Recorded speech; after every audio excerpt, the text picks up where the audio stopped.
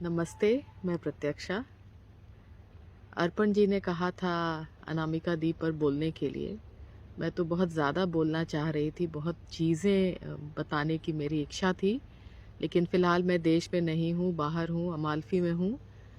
फिर भी उनके ऊपर बोलने का लोभ मैं संवरण नहीं कर पाई और एक छोटा-सा वीडियो मैं यहीं अमालफ़ी से अभी सुबह-सुबह बनाकर भेज रही हूँ। सामने मुझे समंदर दिख रहा है और सूर्योदय जस्ट अभी हुआ है, तो इस तरह के खुशनुमा माहौल में अनामिका दी पर बोलना मेरी सुबह को और खुशनुमा बना देगा। अनामिका दी का जो शख्सियत है वो इतना विशाल और विराट और भव्य है। उनकी पूरी पर्सनालिटी, उसमें इतना ग्रेस और डिग्निटी है। और सबसे बड़ी बात कि जब आप उनसे बात करते हैं, उनसे मिलते हैं, तो उनकी जो बौद्धिकता है, उनका अपने परिवेश के प्रति जो उनकी जागरूकता है, जो एक चिंतन है दुनिया को लेकर, समाज को लेकर, वो सब एकदम से आपको तुरंत पता चलता है कि आप किसी बहुत बौद्धिक, बहुत चेतना से स्पंदित स्त्री से बात कर रहे हैं। और आज के समय की स्त्री बिल्कुल उनके जैसी होनी चाहिए, जो घर संभाल रही हैं, परिवार संभाल रही हैं, कॉलेज में पढ़ा रही हैं और लिख रही हैं। तो एक जो चिंतनशील स्त्री का जो इमेज हमारे मन में आता है, एक बौद्धिक स्त्री का, आज की स्त्री का जो मर्दों की दुनिया में प्रवेश कर चुकी है, और उनको देखकर ये पता चलता है कि मर्दों के, पुरुषों की दुनिया में प्रवेश करने पर आप किस तरह ग्रेस और डिग्निटी से अपने आप को बरतते हैं, वो उनको देखकर पता चलता है, बखूबी पता चलता है। इन दिनों मैं पश्यंती को लेकर उनसे कुछ संपर्क में हूँ, और वहाँ पर भी मैंने पाया कि उनका जो विज़न है पश्यंती को लेकर, वो बहुत फार साइटेड है। जैसे वो कई बार कहती हैं कि हिंदी में बहुत अच्छा लिखा जा रहा है, लेकिन समहाउ आर्काइवल मटेरियल नहीं है हमारे पास, या कि जो लेखक लिख रहे हैं बहुत बढ़िया लिख रहे हैं, उनका एक वैश्विक स्तर पर उनका हस्तक्षेप कहाँ कहाँ बन सकता है, या कौन से रास्ते, पगडंडियाँ उनको वहाँ तक ले जाते हैं, उन चीज़ों पर अभी तक कुछ पड़ताल नहीं हुई है, उन पर कोई काम नहीं हुआ है। तो क्या हम ऐसा कर सकते हैं कि हम इस तरह के लेखकों को लेकर उनके लिखे पर बात करें, और जो उनके लिखे को एक वैश्विक स्तर पर लेकर जाता है। और ये चीज़ मुझे इतनी महत्वपूर्ण लगी कि कोई लेखक जिसका अपना कद बहुत बड़ा है, वो ही इस चीज़ को ऐसे देख सकता है कि सिर्फ वो अपने बारे में ना सोचे, वो हिंदी के पूरे जो लेखकों की जमात है उसके बारे में सोचे। आप सोचिए कि ये कितनी बड़ी दुनिया के बारे में वो सोच रही हैं। वो बहुत पर्सनल स्पेस से निकलकर एक बड़े स्पेस में चली जा रही हैं। जहाँ तक उनके लिखे की बात है, मुझे याद है जब मैं खुद लिखती नहीं थी लेकिन पढ़ती बहुत थी, तो मुझे पता था कि अनामिका जी बहुत सुंदर कविताएं लिखती हैं, और कुछ हल्का सा एक मुजफ्फरपुर का कनेक्शन भी रहा है, क्योंकि मेरे मामा लोग वहाँ यूनिवर्सिटी में पढ़ाते थे, और अनामिका जी भी, उनके पिता जी भी वहाँ पढ़ाते थे और बाद में शायद वाइस चांसलर हुए थे। तो एक छोटा बहुत नेबुलस सा कनेक्शन तो था। तो मैं थोड़े जिज्ञासा से मैंने उनको पढ़ना शुरू किया, और उनको पढ़ते पाया कि उनकी कविताओं में एक स्त्री की दुनिया है, और स्त्री के जो रोज़मर्रा के बिंब जो हमारे आसपास दिखते हैं, उसको लेकर वो उनकी दुनिया को बहुत खोलती हैं। और कई बार ये लग सकता है कि ये बहुत देहाती कस्बे की औरतें हैं, छोटे शहरों की औरतें हैं, लेकिन जब आप उसके अंदर भीतर घुसते हैं तो पता चलता है कि वो छोटे शहरों की औरतें तो हैं, लेकिन उसके साथ जो बहुत ही बड़े स्तर पर, वैश्विक स्तर पर जो औरतें हैं, पूरी दुनिया में जिस तरह औरतों की जो स्थिति है, ये कहीं ना कहीं उस सामूहिक स्त्री मन की भी बात करता है।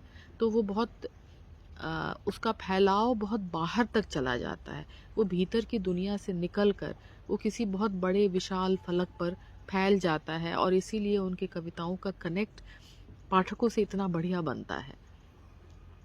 अभी हाल में मैंने उनकी आईना साज पढ़ी, और उसको पढ़ते हुए भी मुझे लगा कि ये किताब उन्होंने कितना उसमें शोध किया होगा, भाषा के स्तर पर, इतिहास के स्तर पर, दर्शन और फिलॉसफी के स्तर पर, और वो नैरेटिव इतना सुंदर बन पड़ा है, इतना सहज और स्फूर्त तरीके से वो निकलता है, एक नैसर्गिक बहाव में बहता है, कि उसके पीछे का जो काम है, जो शोध है, जो बहुत सारा उन्होंने उसमें एफर्ट किया होगा तथ्यों को एकत्रित करने का, वो चीज़ें कहीं दिखती नहीं है, वो एफर्ट नहीं दिखता। और किसी भी बड़ी किताब में मुझे लगता है कि यही बात सबसे महत्वपूर्ण हो जाती है, कि आप बहुत विशाल फलक पर एक बड़ी दुनिया, बड़े कैनवस पे आप उसको लिखते चलते हैं, तो उसकी जो कारीगरी वो दिखाई न दे, वो आपके अंदर की जो हुनर है, वो हुनर, उस सारी कारीगरी को, जैसे आप कढ़ाई देखते हैं तो बाहर से बहुत खूबसूरत कढ़ाई दिखता है, और उसके पीछे जो धागों के गांठें होती हैं वो पीछे छुपी रहती हैं। तो उसी तरीके से सारा जो एफर्ट है, जो काम है, वो कहीं पीछे छुप जाए और पाठक के सामने सिर्फ एक ऐसी दुनिया सामने आए जो एक विशाल, खूबसूरत, एक बहाव में बहती दुनिया आपको उंगली पकड़े साथ साथ लिए चले। तो आईना साज पढ़कर मैं बार बार अचंभित होती रही। I was continuously wonderstruck कि कितना इसमें एफर्ट गया होगा और कितनी खूबसूरती से उन्होंने इसको लिखा है। तो इसके अलावा जो एक और बात मैं अनामिका दी के बारे में कहना चाहूँगी, कि उनकी पर्सनालिटी में इतना ज़्यादा वार्मथ है कि कोई पहली दफ़ा भी मिले उनसे तो उसको ऐसा नहीं लगेगा कि ये पहली दफ़ा मिल रहे हैं। वो एकदम से आपको अपने दायरे में अंदर कर लेती हैं, और आपका प्रवेश एकदम सहज तरीके से उनकी दुनिया में हो जाता है। उनके अंदर इतनी ममता है, इतना दुलार है, और इस खूबसूरती से वो आपको बिना किसी कृत्रिमता के वो आपको समेट लेती हैं अपने साथ।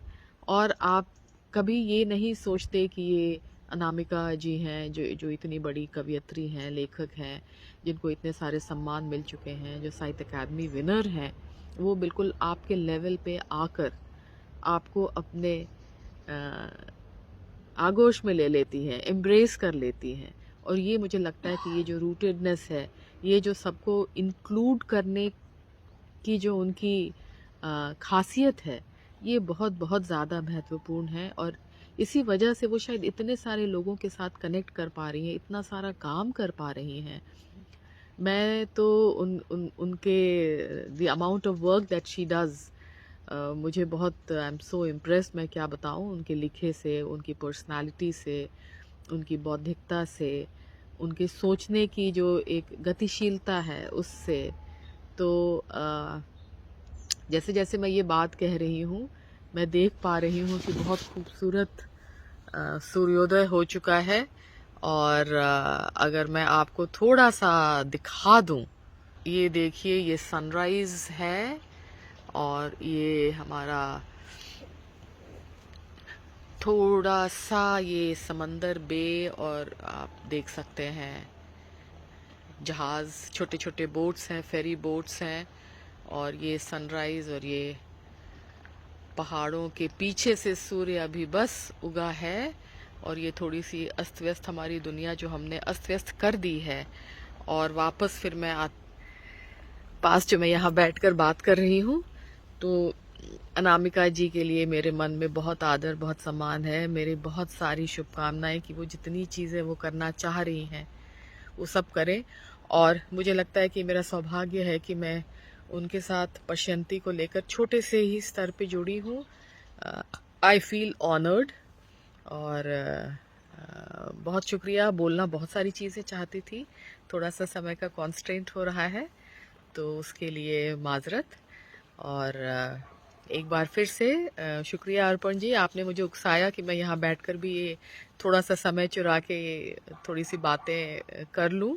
तो बहुत शुक्रिया, और अनामिका जी को बहुत बहुत सारा सम्मान और बहुत सारा प्यार।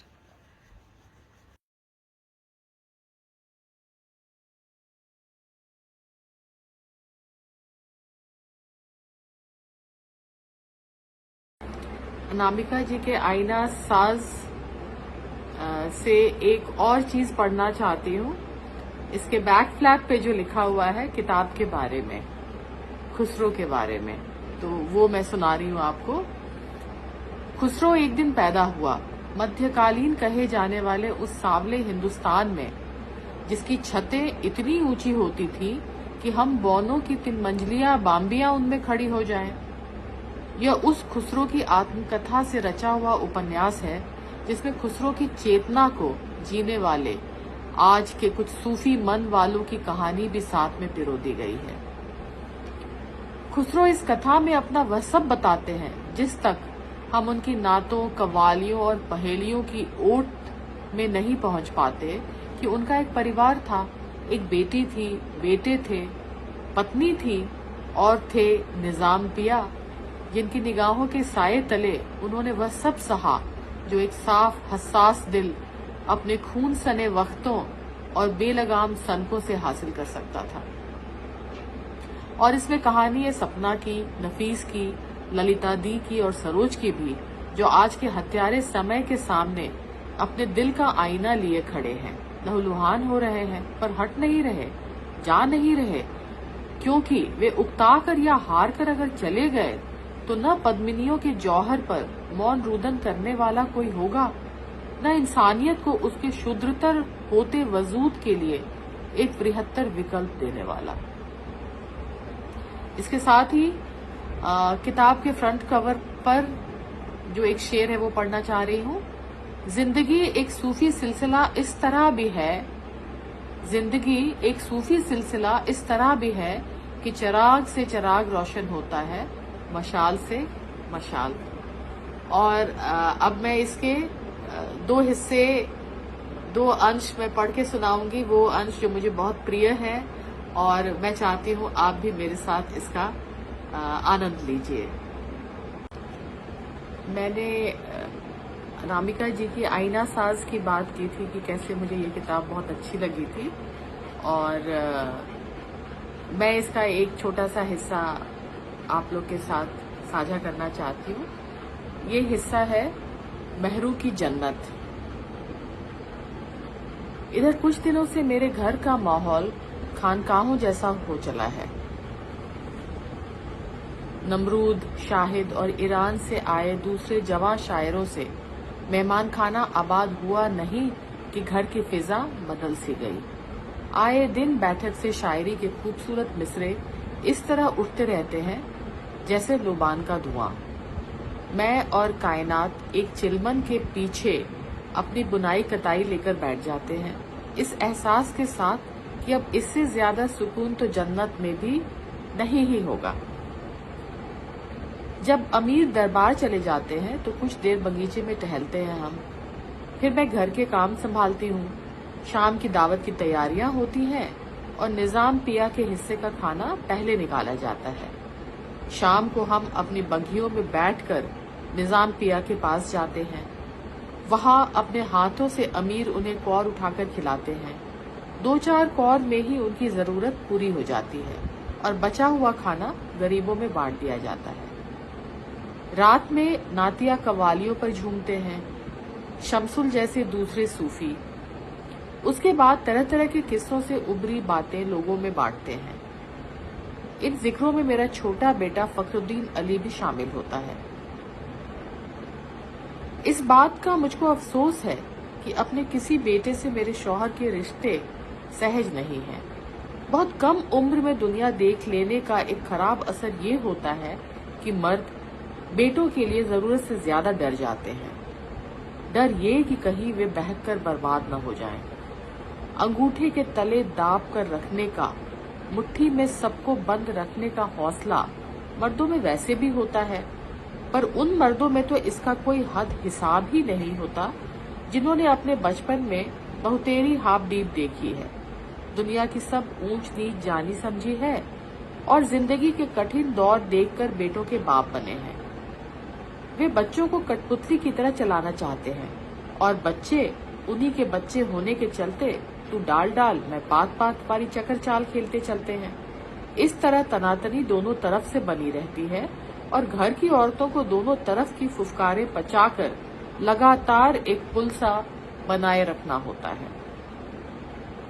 जिन घरों में बाप बेटों के बीच ये तनातनी लगातार ही चलती रहती है, वहां मेहमानों का आना घर की औरतों को फरिश्तों की आमद सा सुहावना लगता है। सांस में सांस आती है कि कुछ देर के लिए ही सही, दिखावे के लिए ही सही, बर्फ कुछ पिघली तो। इसलिए भी मैं और कायनात बहुत खुश हैं कि इधर बाप बेटे के बीच भी तनातनी कुछ कमी है। भला हो मेहमानों का, ऐसे मेहमान खुदा सबको दे जिनसे घर का माहौल ही बदल जाए। और ये सूफी शायर और कलंदर बातें भी कैसी करते हैं, मन उड़न खटोला हो जाता है। खासकर अपने नमरूद और शाहिद जब शमसुल से अपने ईरान के किस्से बयान करने बैठते हैं, उनकी भाषा भी ऐसी ही हो जाती है जैसे धुनी हुई रुई। जब रूमी और राबिया की चर्चा चलती है, अमीर भी बुल्ले शाह और फरीद की बातें उठाते हैं और कुछ देर में ही समा कुछ ऐसा हो जाता है जैसे हवा में सतरंगी पंख उड़ रहे हों, चांदनी झड़ रही हो और एक भीनी सी खुशबू मदहोश करती हुई अचानक ही होश की बुलंदियों पर एक कंदील सी टांग गई हो। ये मेरी जिंदगी के सबसे खूबसूरत पल हैं जो मैं अपनी कायनात के संग बांट रही हूँ। कायनात अलग तरह की बच्ची है, ऊपर वाला उसे हमेशा इसी तरह खुश रखे। बड़ी बड़ी आंखों से सब चर्चे पीती हुई जब खुद में मग्न मुस्कुराती है, मैं उसके सदके जाती हूँ। अब एक दूसरा हिस्सा सुनाती हूँ। वापस पटियाली, वर्गी केजे बाद शुद्ध गरीना, जिसका मतलब है वर्गी केजे बाद शुद्ध गरीजा, हर गुशा दवा फूता व खोना, हर सुई पैरहन, गुलिस्तानी चूरात फुताने कारबानी, जिसका मतलब है आंधी के तमाचों में से ताजा कलियां धरती पर लुढ़की और पत्ते गिरते पड़ते भागने लगे। पतझड़ के उजड़े बाग की दशा उस काफिले की है जिसे लुटेरों ने अभी अभी लूटा है। उस वक्त तो हम भौचक्के रह गए, पर बात 100% सच निकली। मुल्तान का रेगिस्तान शहीदों के खून से रंग गया। मलिका की बात पर यकीन न करने की सजा मुझे ऐसी मिली कि कई महीने मंगोलों की कैद में बिताने पड़े। एक रोज मेरी शायरी का एक मुरीद मुझे कैद से भगाने में कामयाब तो हो गया, पर उसके बाद बदहवास रेगिस्तान पार करते हुए जो मेरी हालत हुई क्या बयान करूं। पानी की तरह मैं इधर उधर बहता रहा। बुलबुलों जैसे छालों से तलवे भरे थे। भूख प्यास से अतड़ियां ऐंठ गई थी। इधर उधर करील की झाड़ियों में लबादे फंस जाते। इस जहद्दब से बचने के लिए मैं पतझड़ के पेड़ सा नंग धड़ंग ही भागने लगा। कई रातें कई दिन बदहवास भागते हुए किसी तरह रावी के तट पर पहुंचा तो बेखुदी में मलिका की झलक मिली। ऐसा लगा अपना आंचल निचोड़कर वे मुझको पानी सा पिला रही हैं। किसी तरह पटियाली पहुंचा। पुश्तैनी घर में बाप की गोद का सुकून होता है। इस समय इतनी उदासी थी। बाहर की दुनिया, भालों और बर्छियों से खुबी हुई दुनिया इतनी भयानक शक्ल के साथ सामने आया हुई थी कि मैं कुछ दिन हर शोर शराबे से दूर ही रहना चाहता था। अम्मा को यही बुला लिया था। सुल्तान की मौत इस कदर हिला गई थी मुझको कि उसकी याद में एक मसलबी उठ रही थी मेरे भीतर, जैसे तूफान उठता हो। अम्मा बोली, हाँ, अब सारा दिन घर में रहकर मसनवी पूरा कर। जिस दिन ये पूरी हो जाएगी मेहरुनिसा से तेरा निकाह पक्का कराऊंगी। दिल्ली का हाल बुरा है। मलबन की गद्दी पर उसका 18 बरस का डरपोक भतीजा बैठा है। राजकाज चला तो रहा है उसका वजीर निजामुद्दीन, पर कुछ इस तरह कि उसका अपना चचा फखरुद्दीन, जो दिल्ली का कोतवाल है, तेरे मामू से कह रहा था कि भेड़िया पर पत्थर फेंकने की, गुजरे की दाढ़ी प्याज के पत्तों से खुजला देने की हिम्मत मुझ में नहीं रही। जाए दिल्ली चूल्हे भाड़ में।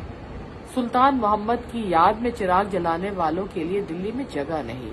अवध के अमीर हातिम खान के लोग तेरा हालचाल लेने जरूर आए थे। घर बार कर ले, फिर कुछ दिन अवध जाकर रह लेना। सुना है अवध का नवाब बनाने वाले हैं उसे। देखूंगा अम्मा, भीड़ भड़क्का, शोर शराबा और चहल पहल और भी अकेला कर देते हैं। औलिया कहते नहीं कि आदमी को संगीत की संगत में ज्यादा रहना चाहिए। मुल्तान में रहते कुछ ईरानी वाद्य यंत्र देखे थे, संगीत के उस्तादों की संगत भी की थी। बहुत दिनों से मन में चल रहा था कि हिंदुस्तान के बाजे ईरानी बाजों की ढब में ढालूं, या कहो तो ईरानी बाजों को हिंदुस्तानी बाजों के ढब में। कोई अच्छा बढ़ई तो मिलेगा जो मेरे कहे मुताबिक तंबूरे, मृदंग, एक तारे नए छप डब में गढ़ पाए। अम्मा ने जल्द ही सब इंतजाम कर दिए। पटियाली में रहते हुए मैंने वीणा सितार में बदली, पखावज का तबला और ढोलक बनाया, उस पर कुछ नए ताल ठनकाए। संगीत ने मेरे उपचार में काफी मदद की। जो जख्म ज्यादा टीसते, औलिया की राय के मुताबिक उसको और गौर से देखता ही जाता, फिर धीरे धीरे टीसें गायब हो जाती। आंखों की ताकत अनुपम है। आंखें आत्मा का द्वार हैं। किसी भी मुसीबत से मुस्कुराकर आंखें मिला लो तो वो धीरे धीरे डूबने लगती हैं। आंखें चुराने से उनको बल मिलता है। भेड़िए भी अगर पीछे लगे हों, हिम्मत से एक बार पलटो, उनकी आंखों में आंख डालो तो वे थमक जाते हैं। ये मैंने बदहवास मुल्तान के जंगल पार करते हुए जाना था। संगीत के अलावा एक बड़ा नूरानी मरहम है प्रकृति का। सुबह सुबह खेतों की ओर निकल जाता। तभी मैंने बागवानी भी शुरू की थी और घर के आसपास अपने पसंदीदा फूलों के पौधे लगाए। मौज, आम, खरबूजे और पान भारत के मेवे हैं। एक पुराने आम के पेड़ की छांव में बैठकर यूं ही कुछ गाता बजाता रहता था। गाते बजाते हुए भी मेरे मन में यही हसरत मौज मारती रहती कि कैसे दो संस्कृतियां गंगा जमुनी ठाठ से मिलकर बहें। औलिया ठीक ही कहते थे कि अगर अपनी मटकी उल्टी न लटकाओ तो खुदा का नूर मटकी में भर ही जाएगा, क्योंकि वह तो बरस ही रहा है। बस अपने अंजुरी सीधी रखने की बात है। निरपेक्ष एकांत अपनी अंजुरी, अपना मटका सीधा करने में मदद करता है। यह मैंने देख लिया। जो चाहा वो मिला। राग मुजीर, साजगिरी, एमन, उशाक, मुवाफिक, गमन, जिल्द, फरगना, सरपरदाट, माखर्ज सब हिंदुस्तानी और फारसी रागों के मेल से घटे। लगता कि दरिया की मौजें चलती हुई आती हैं और गले गले मिल जाती हैं। यह सब मैंने नहीं किया, बस हो गया। अपना मटका खाली किया और क्या। खाली होता तभी तो भरता। भरने वाला भर गया। जिस दिन ध्रुपद से ख्याल निकल आया उस दिन मेरी खुशी का ठिकाना न था। उस दिन मैंने शादी के लिए हाँ भी भर दी।